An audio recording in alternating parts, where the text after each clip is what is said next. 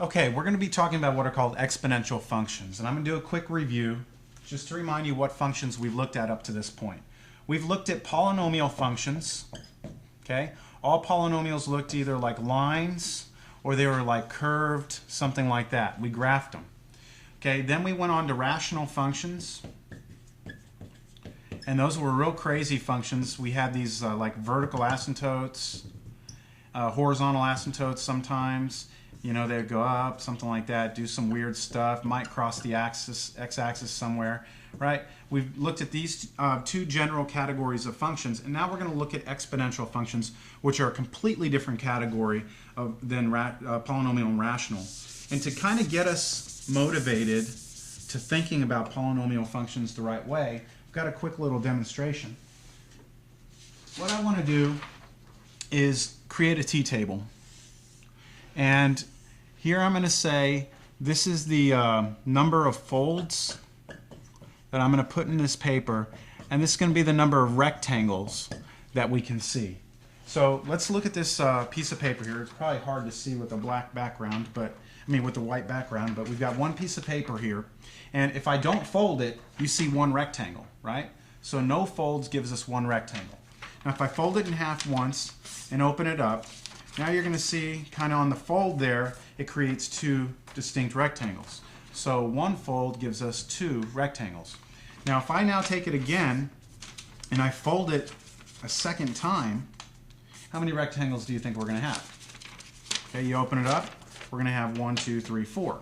So two folds gave us 4. So what's your guess for 3? If I fold it 3 times, what's it going to be? 6?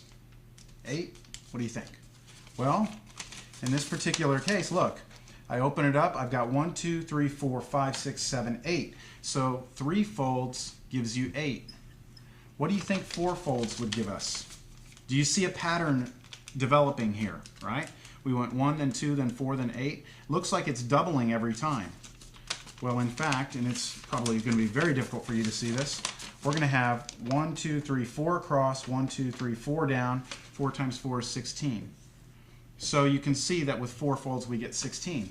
What should we get for 5? I'm not even going to fold it. But if you follow the pattern, it should be 32. Now, the question is, can we come up with a function that does this for us? In other words, if we plug in 0, we get 1. If we plug in 1, we get 2, so on and so forth. Well, to kind of help motivate you, what I want you to see is that 2 is just 2 to the first power. 4 is 2 squared. 8 is 2 cubed. 16 is 2 to the 4th power. And 32 is 2 to the 5th power. So what is the relationship here? All of these have the same base, 2. But the exponent is actually what's being plugged in, right? 1 here, 2 here, 3 here, 4 here, 5 here. And what about up here? 2 to the 0? Well, any number other than 0 raised to the 0 is equal to 1. So you can see that we've established the pattern here. So if we plug in, let's say, if we fold it x times, we should get 2 to the x rectangles. And therefore our function can be 2 to the x. And this is an example of what's called an exponential function. Now, I want to point out a couple of things here. This number 2 is called the base, and this is, of course, the exponent.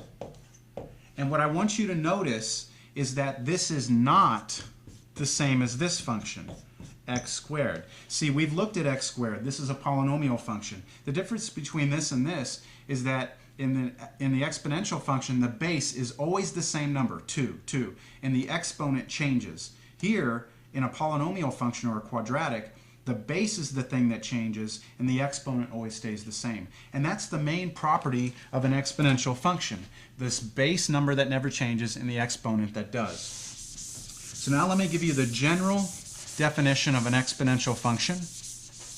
An exponential function looks like this. F of x equals a to the x. Okay?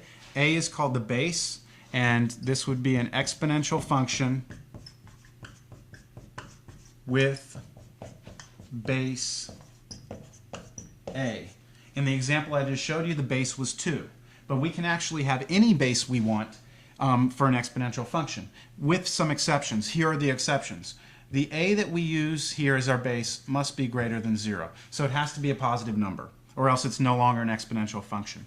The other restriction is that a cannot be equal to 1. And that's because if we take 1 here, 1 to any power is still 1, and then it becomes very boring.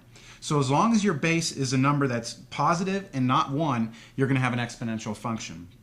That means you could have a base of 3, you could have a base of 1/2, right? That's a positive number, even though it's a fraction. Okay? There's an infinite number of possibilities. So now our goal is going to be to learn how to graph these functions and then to look at some of their properties. Let's go ahead and do that now.